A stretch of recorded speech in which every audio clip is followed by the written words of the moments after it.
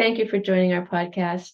Today, we're considering the question, how do we make wise choices in relationships? Recently, Harvard published a book entitled The Good Life, in which it reported the results of the longest longitudinal study done, exploring what makes people happy.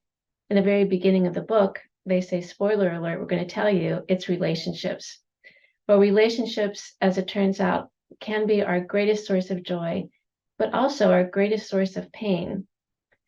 And we want to look and try to understand, how do we choose wisely? So more often than not, we're experiencing the joy of relationships and not the pain of relationships. Saying up front that there is no perfect relationship, and part of living together and loving one another means there will be times of challenges, but we know how to get through those. We know how to use them for our good, and they don't impact us in a long-term negative way. I think the primary criterion for choosing a relationship is character.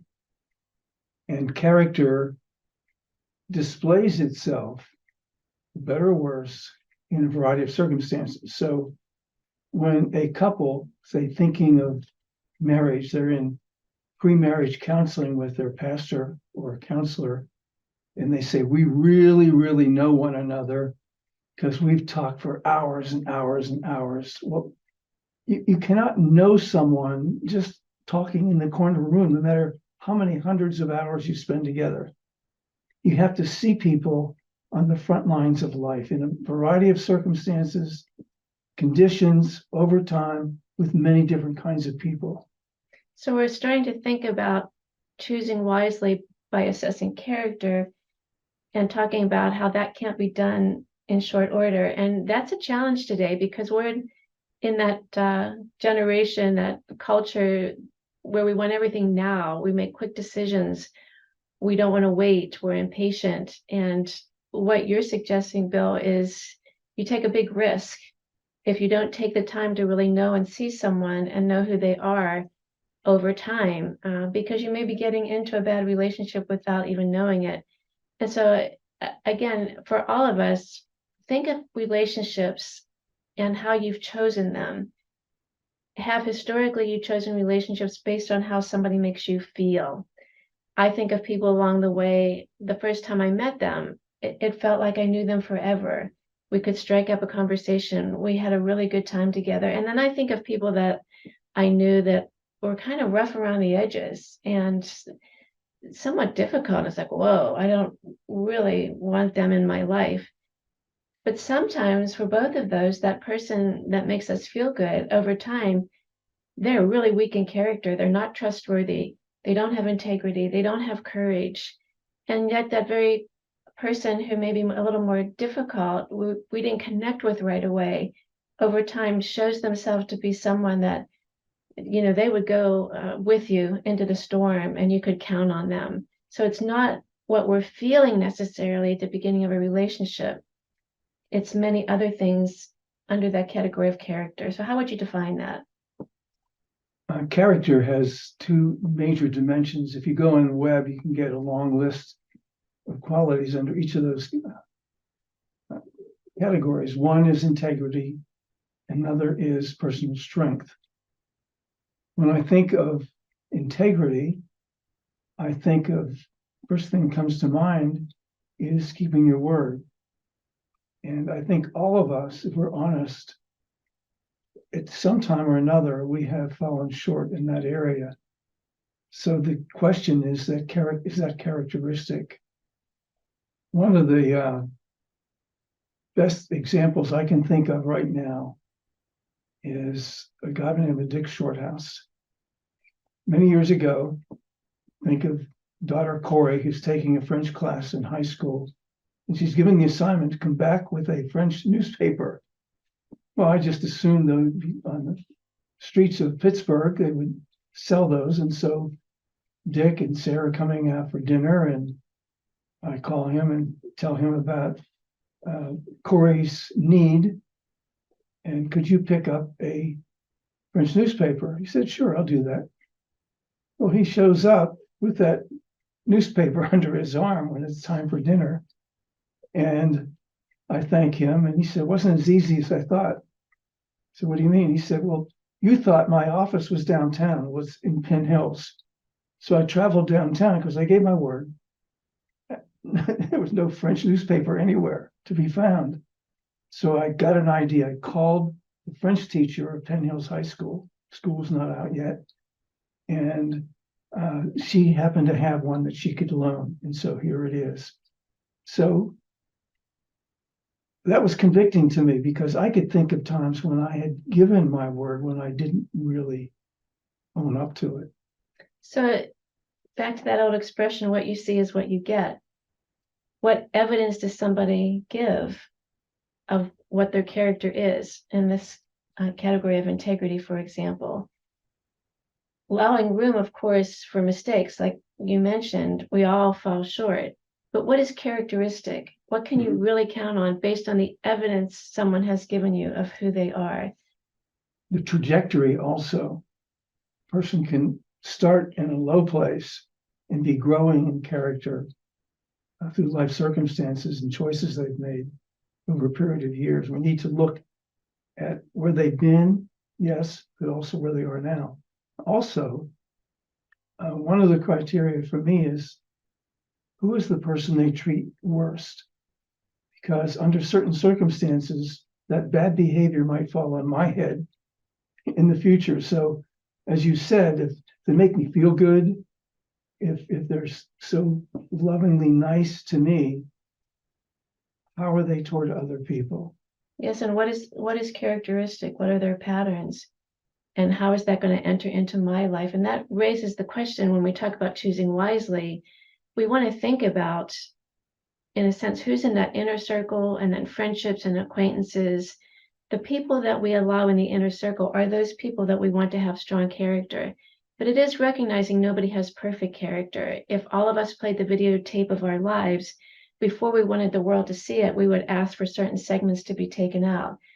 We all make mistakes. We've all had failures. As you indicated a minute ago, what's the trajectory? When we have had those failures, the people that we care about, when we hear about their failures, what did they do with that? Did they learn from it? Did they grow from it? Did they own it? Did they repent?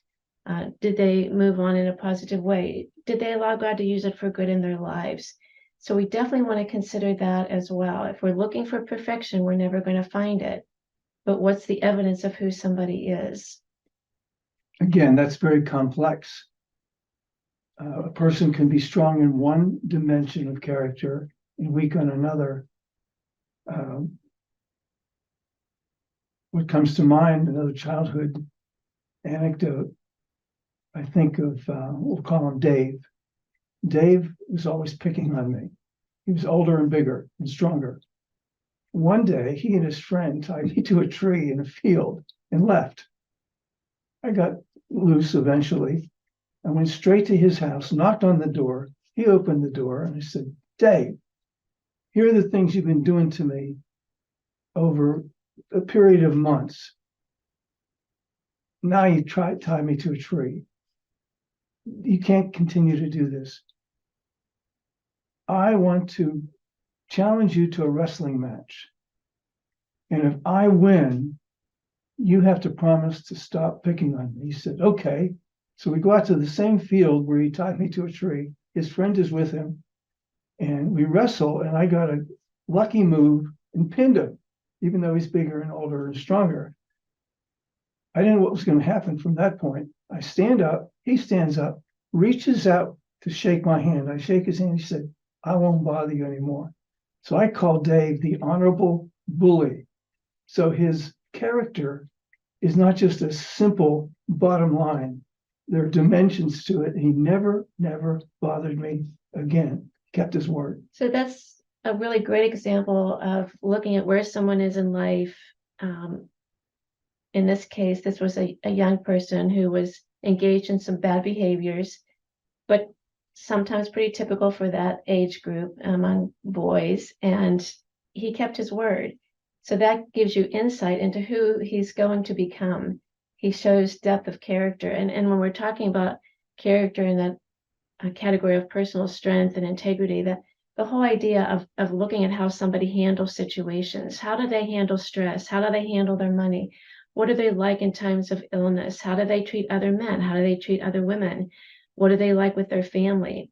Where do you see evidence that they have courage, that they're resilient, they persevere, they're able to get through hard times and bounce back from that? They have that indomitable spirit, and they're self-controlled. Those are all under areas of personal strength. That the whole idea of integrity, they're loyal, they're courageous, they're principled, they're honest. They have humility, they have balance in their life. And again, we're not looking at perfection. Nobody's mastered all of this, but the evidence keeps growing and is consistent that they're growing in character, and what you see is what you get. Yeah, think of courage. Courage is not just falling on your sword.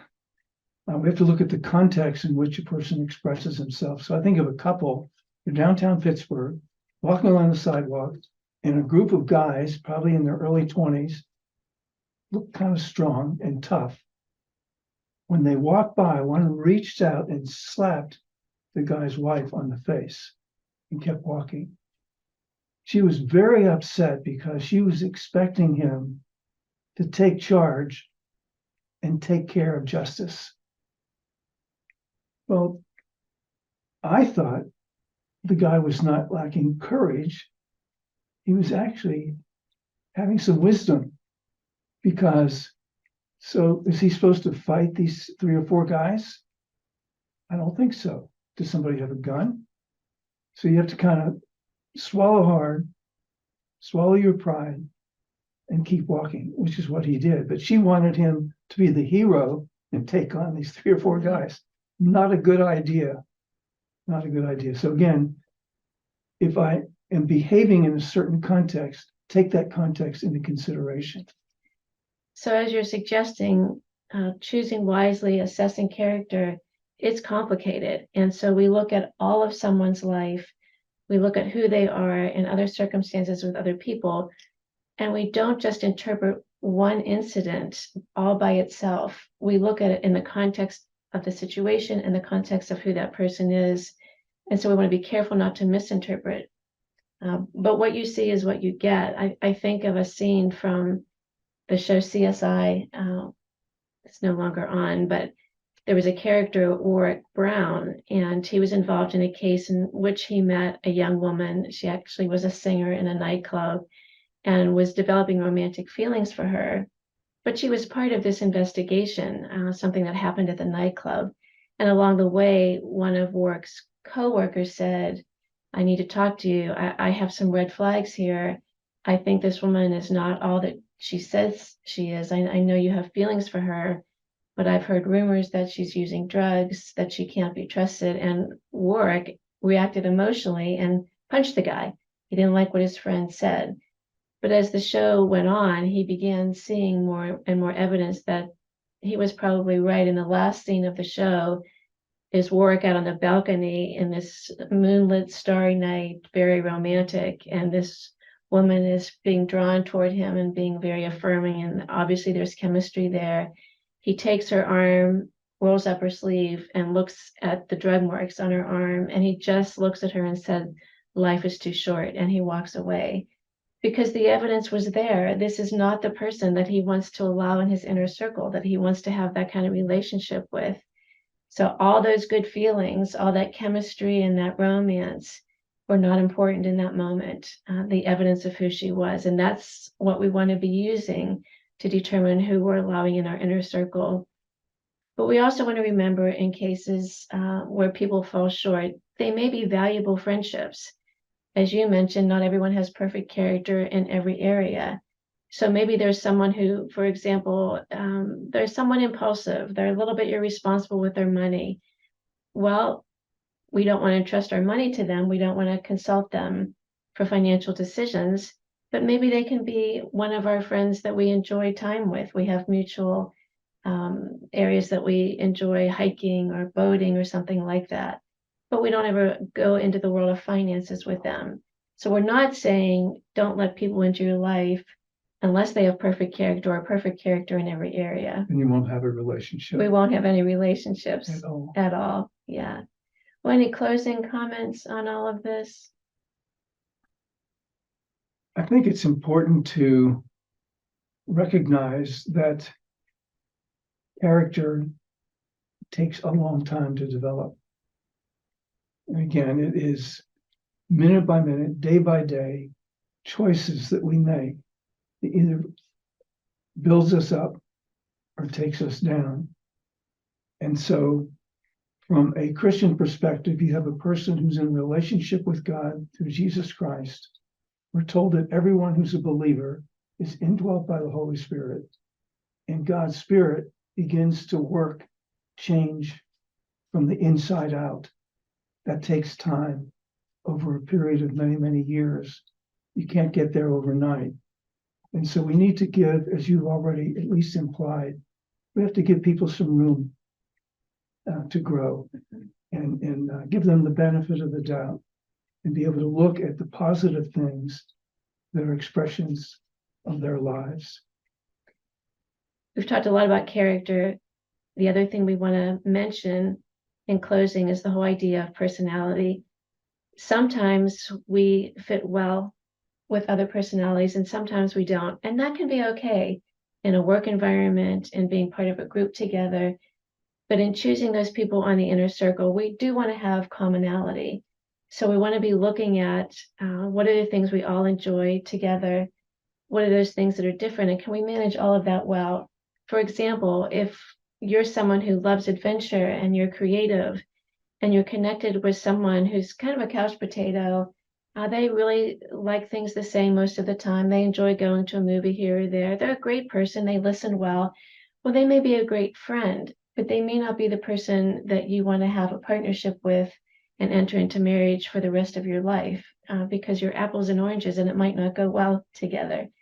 So consider those personality factors as well, not ruling someone out because of differences. Also not expecting everyone to be the same because there's room to have different personality traits and make that work very beautifully together. Our core beliefs are very, very critical. Do we have common ground where it really, really matters? Absolutely. What is our worldview? What are our goals? What are our expectations? And are we on the same page? Well, we hope this has been helpful. Thank you for tuning in.